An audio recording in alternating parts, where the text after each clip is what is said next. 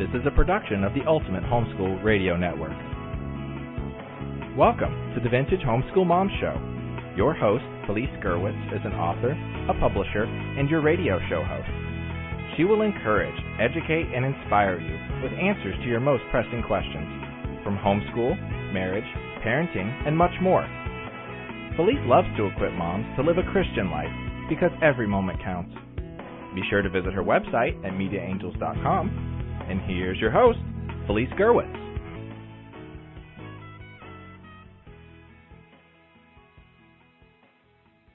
Hey, hi, and welcome to all of you who are joining me today. I'm excited about today's session because once a month I try to do a solo on Vintage Homeschool Moms where I am teaching on a particular topic. And today my topic is going to be on something that you may think is something that comes naturally to me because I am the owner of Media Angels, which is not only our sponsor, but my curriculum company. And I publish a lot of science materials. So you may think, oh, well, Felice has a science background or she really enjoys science. And today I hope to dispel some of those notions in that it doesn't come naturally to me, and yet the Lord has really opened my eyes to the wonderful world that He has created through science. So today let me just give you a little bit about our sponsor, and that is my company, Media Angels. I have been a publisher for some years now. I started homeschooling and was really looking for some curriculum to teach on a creationist perspective and couldn't find anything. And then I started hearing people say, I'm putting my kids back in school because I don't want to teach high school science. And I thought, really? Why would you be afraid of that? It seemed like at the time the two things that were stumbling blocks for homeschooling K through 12 was sports and homeschool science classes. Well, now, we fast forward many years, and there are a lot of things such as co-ops, and we even have a co-op show on this radio network, as well as online curriculum. And so that doesn't seem to be as much of a stumbling block anymore. But I want to tell you, today we're going to talk about science labs, and I wrote a book called Teaching Science and Having Fun, and I have a special promotion code for you. I'm going to be giving you that in just a minute. And you can get that ebook for as little as $2.95. It's going to be $10 off of the download. So can you teach science? Yes, absolutely. You can have a homeschool science program at home for kindergarten all the way through grade 12. And how do I know this? Because I have done this. And I've done it not once, not twice, but currently in my fourth and fifth time with my youngest two children. So I have 5 kids. 3 have graduated from homeschooling, and I'm currently schooling the last 2. And so I know that it can be done, and I'm going to give you some tips quickly for you to learn how to do this at home, and as well as, point you to some good resources that you can use. So let's start today with what is science, and there are lots of definitions out there with what science is. And, let me just say to you that science has a lot of aspects, but it really, at its foundation, is exploration and using the scientific method, which we'll go over. So science contains exploring, researching, identifying, hypothesizing, and applying previously learned information. And so it really is a building block. I started with textbooks and workbooks and really grew my way into unit studies, incorporating science fairs, as well as using experimentation as a basis for our home education. And because of that, I have kids that are thinkers. They don't expect a book to give them all the answers, and if they can't find the answer, they look for the answers. And so I would like you to jot down what your definition of science is. and we'll just go from there. 5 keys to successful science experimentation and labs in the home are really simple. The first is enthusiasm for the subject. If mom's saying, oh my gosh, I've got to teach science today, what do you think the kids are going to say? So that is important, having a good attitude, mom. And I'm not just talking about the kids here. We're talking about mom here. And just having that good, attitude that, yes, it can be done, and, yes, you will be the one doing it. So, remember, there's lots of resources out there. One of the things that I enjoy doing when I speak publicly is ask for a show of hands. And I ask for people who are, scientists, either with, someone who's a nurse perhaps, or someone who is in the science field. And so what I do in that regard is ask you to look at people in your area. And maybe some of these people who have raised their hands in a live audience are people who live near you, and they're your resources. Well, you can find all kinds of resources online now. And I don't want you to just go online. I want you to use local people and also work together in doing labs with local people if you can. We tend to do a lot of things solo at this point, but believe me, I've done all kinds of things as well as working within a co-op with science. Okay, so, wherever you are with that, number one is to be enthusiastic. The second is to understand the terminology and the application. Understanding the terminology is key to any subject. And when people say, well, you can't do science labs at home, I'll say something like, well, I think you can. And the reason for that is understanding the terminology. In order to understand what an atomic bomb is, you don't have to replicate that, do you? And that's usually one of the things that, I give it as an example. So understanding science means that you understand the terminology. It doesn't necessarily mean that you have to replicate something in a science lab. Number 3 is the execution of the scientific method. And just quickly, let's go through the scientific method, which I know is down the line in this handout that I've given you. But let's talk about that. The scientific method is a procedure used to execute an experiment in an organized fashion. The point is to solve a problem or further investigate an observation. Now, one of the things that I think that a scientific method did was prove something was right or wrong. And that is not correct. And I think that that's where we fall short when we look at the scientific method.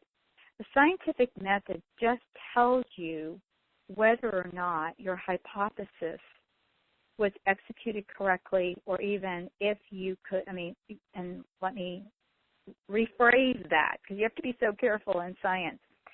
It's if your hypothesis was able to be verified in the conclusion. There, how's that for a cryptic answer? And the reason for that is science doesn't prove or disprove, and that's why when you hear people say that the hypothesis of evolution is the Big Bang, and that is a valid hypothesis, all that means is that somebody validated their hypothesis. It doesn't mean that evolution is correct or the Big Bang happened or that it is, as stated by the scientist. It just means that the scientist has formed a hypothesis, and it doesn't mean that he proved it. And I think we look at science as black and white. We look at science as if it's math. Now, with math, there is an equation, and 1 plus 1 is always going to equal 2. Okay? And so we look at math and we say, that is a given, and, that can't be tweaked. Can we get to that answer with many, many different ways. Yes, we can get to the answer number 2. We can take 3 and subtract 1 and still get 2.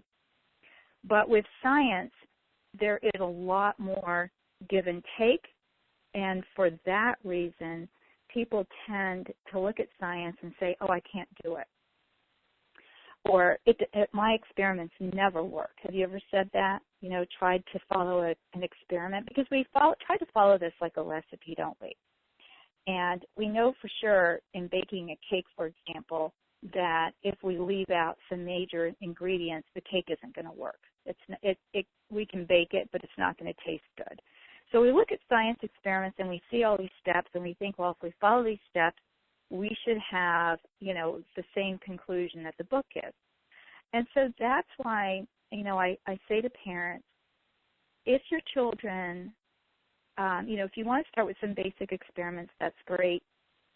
I have a lot of recommendations for, experiment books that you can get at the local library. There's a whole series that Master Books puts out that is very good, Christian-based. And so you may want to look at some of those things and follow along with something that's tried and true. I've hosted quite a few different seminars in that vein, and one of them is at mediaangels.com/creationkids. And we have a step-by-step series of experiments done for you, with you. We encourage you to do them at home and then watch the video. And it's kind of hand-holding, if you will, to take you through how to do an experiment. However, I don't want you to miss the main point, and that is that science is experiential. And it is something that you can teach your children from early on, that even if an experiment doesn't work out as you planned, it's still a learning, it's still something that they can learn from.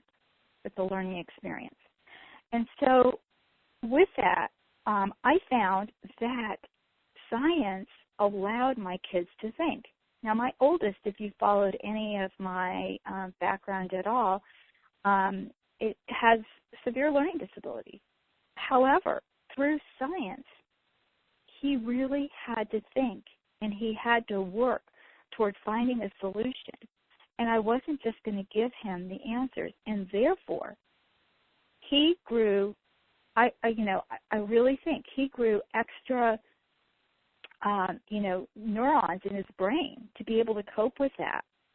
And Neil is very, very normal. He functions normally today. And I have to say, a lot of it, I believe, is through science and not giving him the answer and making him figure it out.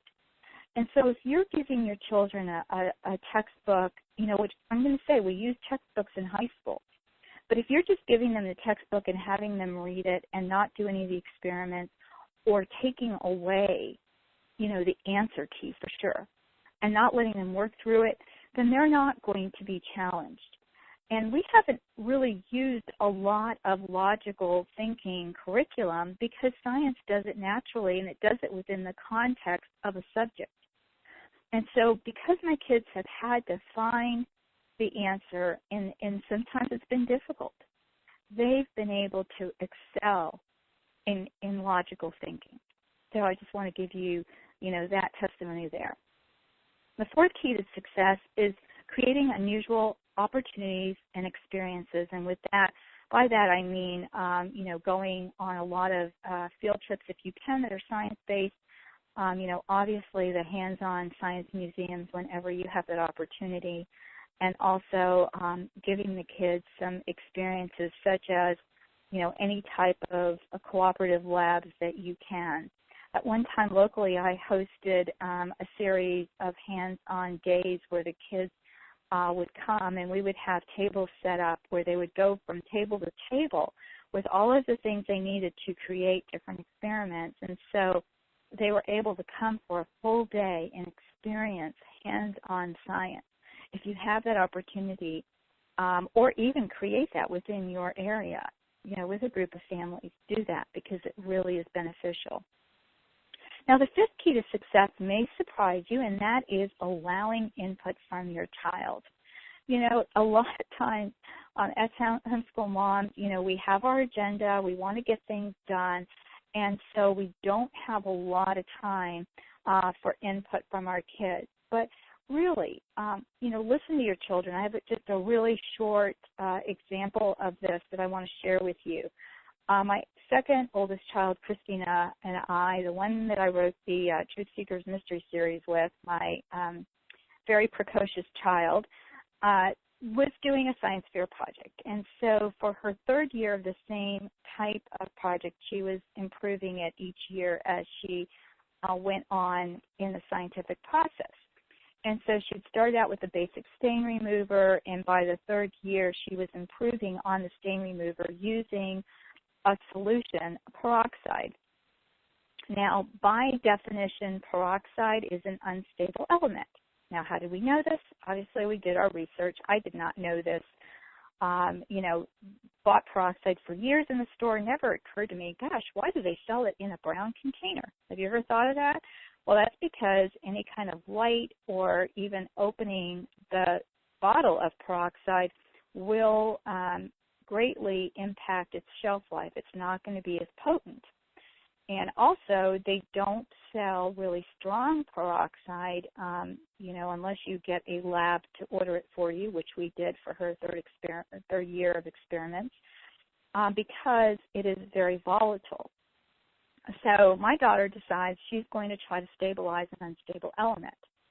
And after trying to convince her that she could not do that, I finally said, okay, thinking to myself, well, if you want to fail, go right ahead. And she basically said to me, which is why this is number 5 here, she said, Mom, in your science fair book, you say that we should have input from your, from your children. And I thought, gosh, she read my book. But she did. And so she was giving her input. Well, I'll be darned if she didn't figure out a way to stabilize it. But it wasn't as far as the normal stabilization of something you probably use called OxyClean. Because if you look at OxyClean in its powdered format, that is one of its main active ingredients is hydrogen peroxide, which is exactly what we used, what Christina wanted to use in her experimentation.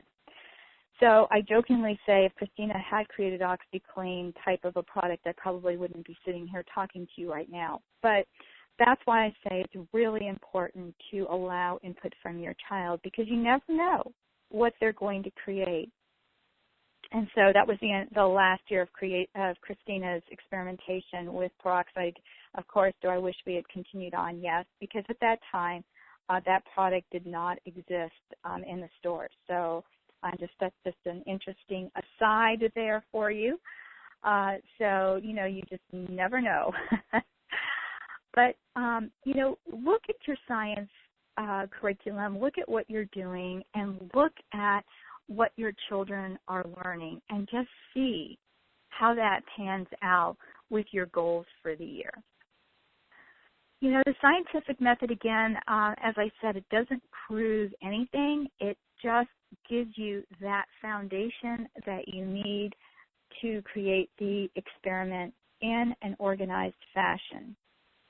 So you want to look at the steps of a scientific method, and I have that in my book just really quickly. It's the question, the research, the hypothesis or educated guess, the materials, the procedure, the experiment itself, observation and organization of data, and your conclusion. Well, we're going to break for a commercial, and when we come back, I'm going to discuss what makes a good science lab.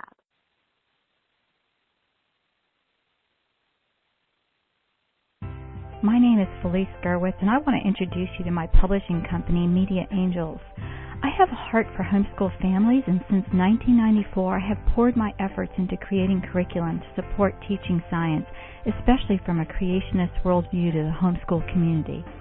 My curriculum was selected by Kathy Duffy in her 101 top homeschool picks. Another labor of love is a 3-book novel series specifically for homeschoolers with a creation focus, the Truth Seekers Mystery Series that I co-authored with my daughter Christina.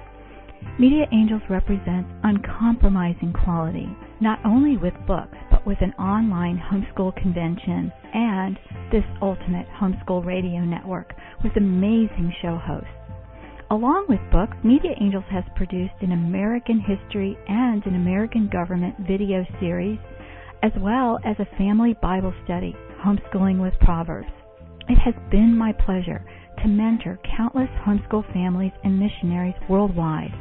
I also enjoy mentoring aspiring authors with one-on-one coaching and the Information in a Nutshell series. If we haven't met, please reach out. I'd love to help you on your homeschooling journey, or if you have a book, help you getting that into print. I can be found on social media and look forward to meeting you. You can reach me at MediaAngels.com. Thanks so much and hope to meet you soon.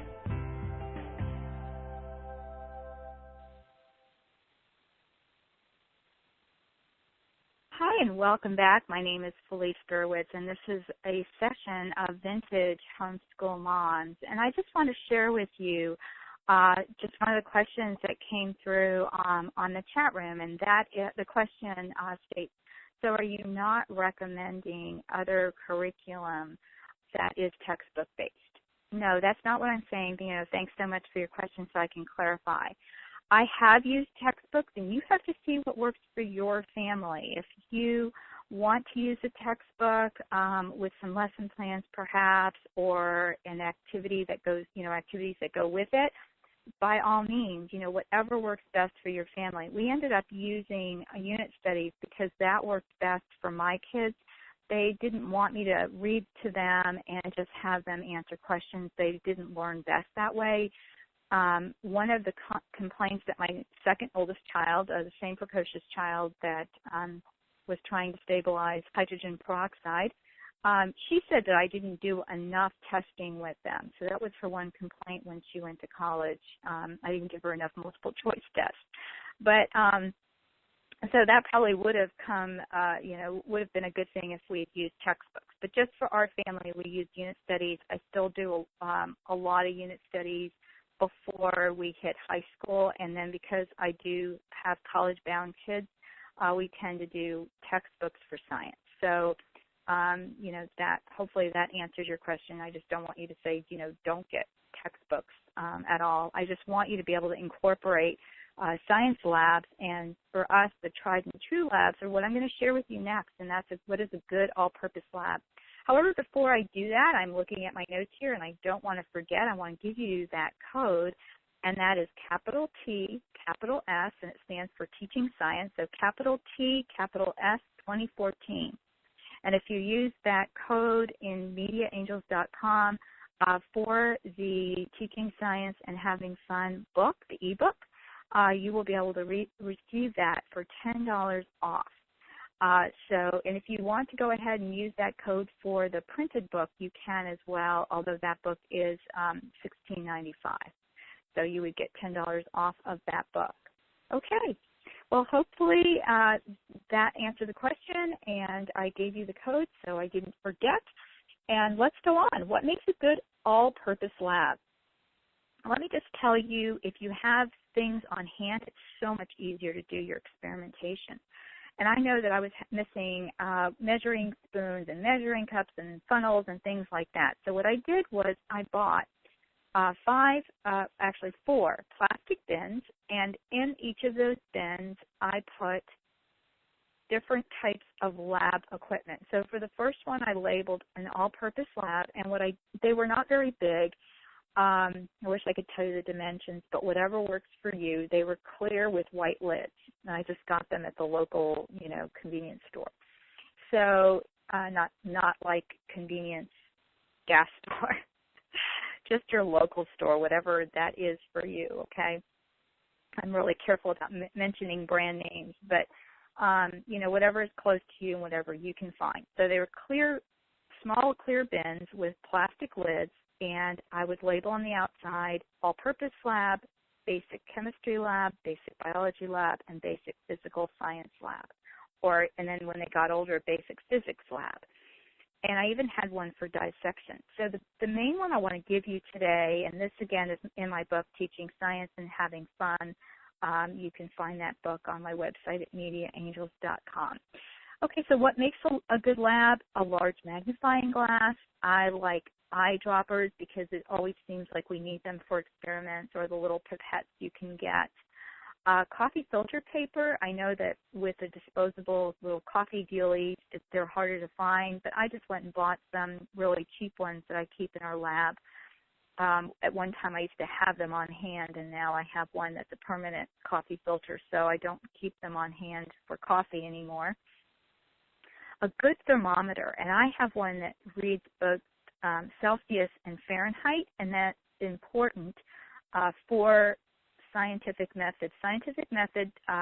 Scientific experiments tend to use the metric system, so that's, again, Celsius is important, but then because we do live in the U.S., I like the Fahrenheit because it gives the kids a perspective of, how hot it really is. Labels, a microscope. The one I recommended is no longer being, built, but it was called the blister microscope, and if you can find that online, the blister microscope is probably one of the best compound microscopes I've ever found for the price. Small plastic containers, you can use little baggies if you want. A heat-proof glass container.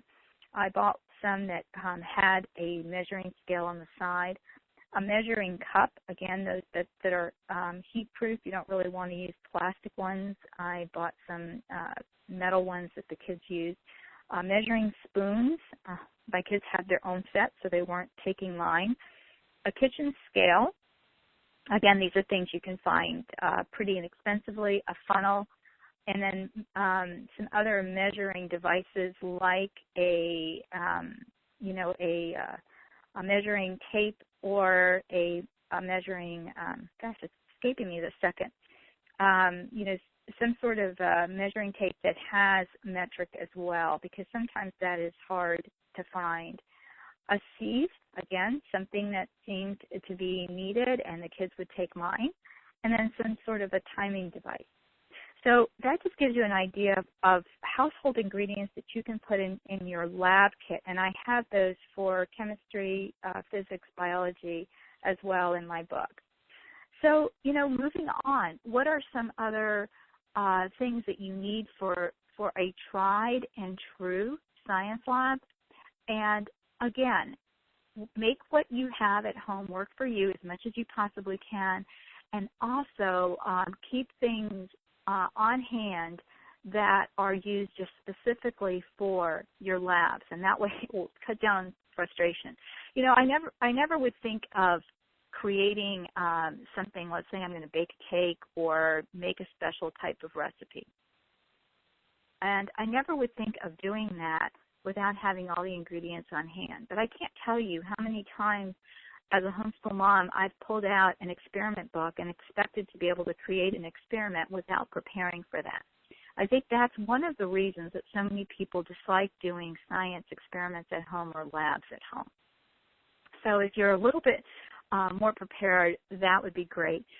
And then I just want to talk quickly about boxed lab kits. I remember having this idea that, I was going to save some money because there was this kit I really wanted, and it was $250, and it had all of these great things in there. It was this one, buy this and everything's in here for you, and it's always tempting, isn't it, as homeschool parents? Well, I found that I could replicate that kit for about $50 when I really looked at what was in there. And one of the things that it had was a wooden test tube holder as well as some test tubes and that sort of thing. So I just looked online and I found some really good homeschool-friendly websites that sold things individually. Again, remember, I started homeschooling in 1986, so when I started, there weren't as many things available. Now I'm sure if you just go online and you look up, wood test tube rack, there's probably 100 different places that sell them. At the time there wasn't. So, for under $50, I could put together something comparable to a $250 set, and then a lot of times these sets had, 20 of something because they were geared for the classroom. So just be careful, look, very carefully at what's being offered, and then buy that. And I have to tell you, too, I've also had great success with those chemistry sets that you buy at your local store. It's, again, basic chemistry, but it really gives the kids an understanding of what the chemicals are, mixing chemical compounds, and again, going back to one of the first points I covered in this session, and that was vocabulary and the importance of that.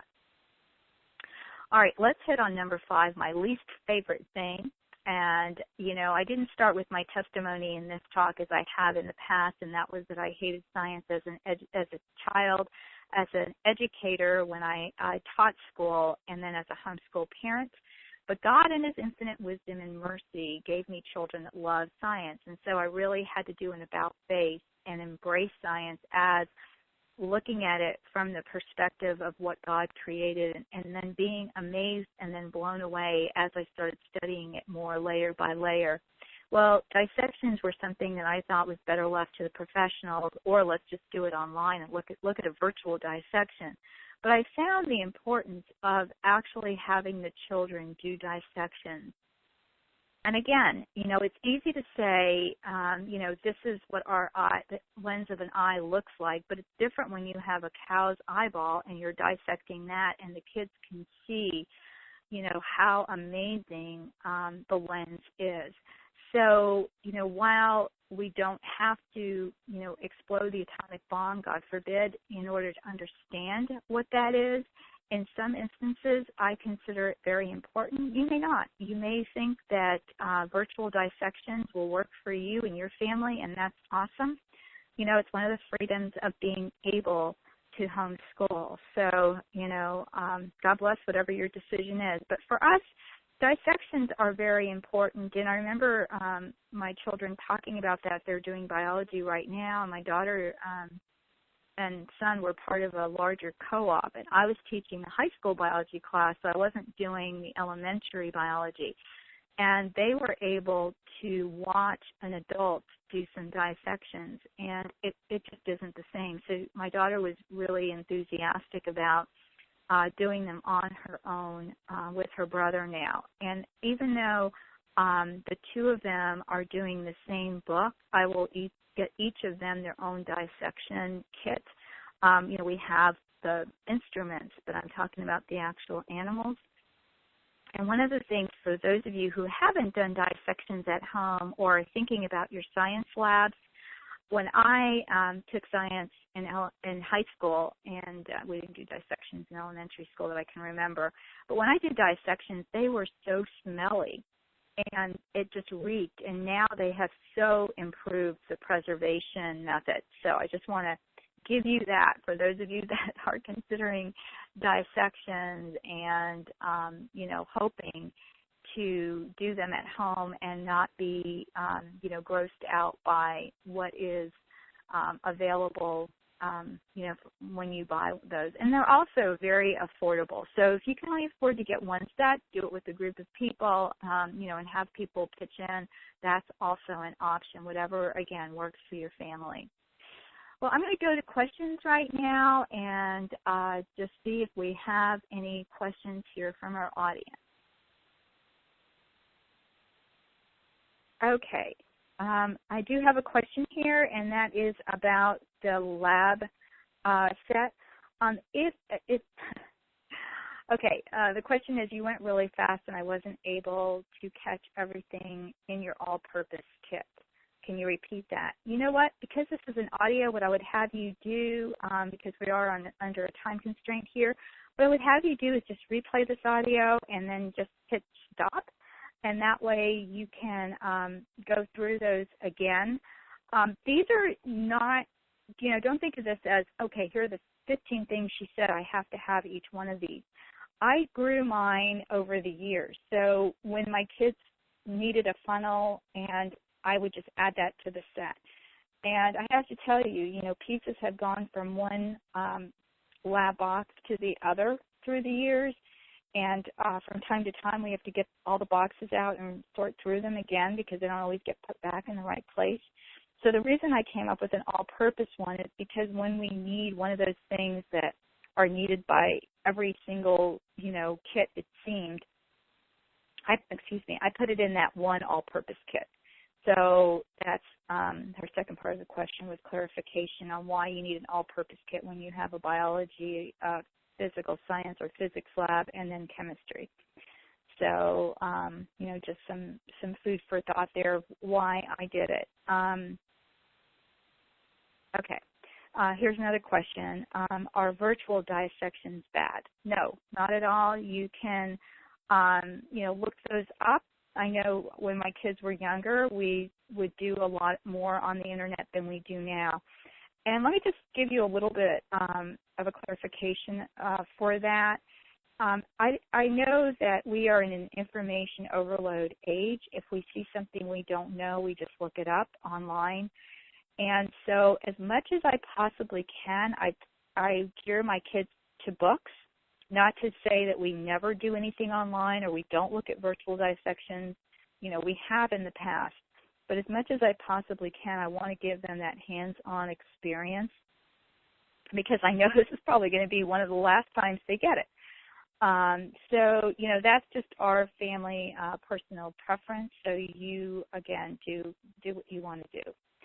I know it's a cop-out to say, this is what I do, you guys do what you want, but there really is not a one, fit or a perfect fit to every family, and I've learned that through experience and through the years. When I would hear people say, this is how we do it, and you really have to do it this way, and this is the right way, and I thought, gosh, that's not at all what I want to do.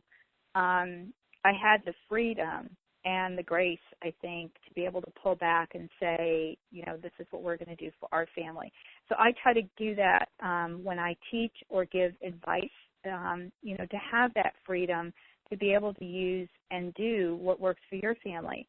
This may be a season where, maybe a dissection kit, and I want to say, I think they range from about $20, and you can even get individual critters for less than that.